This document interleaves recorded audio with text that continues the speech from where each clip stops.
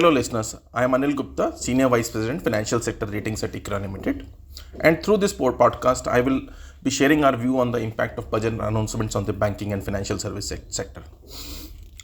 The Union Budget continued to focus on augmenting the financial system infrastructure with announcements such as setting up of National Financial Information Registry, continuation of fiscal support for the digital payments, and digitization of documents for MSME lending or computerization of agriculture cooperatives.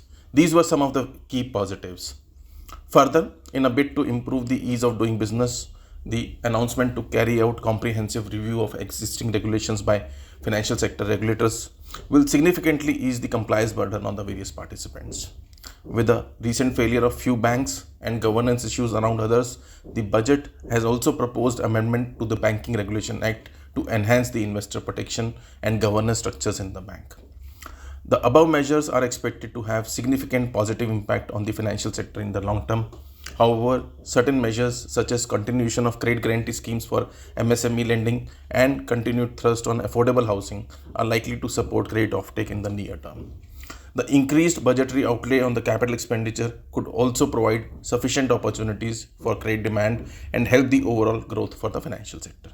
Setting up of a focus institution under Exim Bank for refinancing export receivables could also enhance availability of refinancing at competitive rates.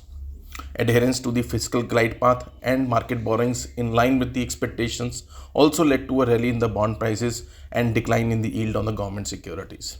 This is expected to provide some relief to the debt capital markets and prevent any near-term crowding out of private borrowings from the debt capital markets. So these were some of the key positives, but there were few misses. In terms of the recapitalization of various public sector banks or institutions, the announcements were largely in line with our expectation and no capital infusion was announced for public banks. However, given the weak solvency profile of PSU general insurance companies, we expected some announcement related to their recapitalization. Further, among the other populist moves and demand for lower tax rates for the individuals, the budgetary announcements significantly improved the attractiveness of the new tax regime. An increased adoption of this tax regime could potentially impact the demand for investment products such as insurance, which offer reduction under the taxable income.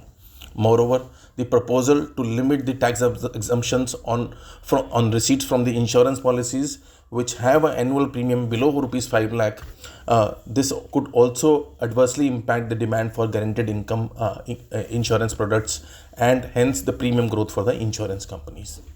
Among the other populist announcements, the government has also announced to hike the investable limits across various small saving instruments for senior citizens. This could lead to further increase in competition among banks for deposits at a time when credit growth has been running ahead of the deposit growth. Lastly, the market-linked debentures have gained prominence among the high net worth individuals during the last few years, with annual issuances estimated to be over 25,000 crores and stock of such debentures which could be outstanding could be around 1 lakh crores. As such, the returns on these market-linked debentures were linked to the market indices and the taxation on these instruments were done at a long-term capital gains at a lower rate, which is for the equities. However, incrementally, many of these MLDs issuances have been structured to generate debt-like returns and hence became an attractive instrument on a post-tax basis. The budget has proposed to tax the income from these market-linked debentures at short-term capital gain, which would attract taxes at an applicable rate for the investors. As the tax efficiency was biggest driver for the growth in these issuances of MLDs, the proposed amendment to the taxation laws will adversely impact these issuances. Thank you for listening and stay tuned for our upcoming podcast. Thank you.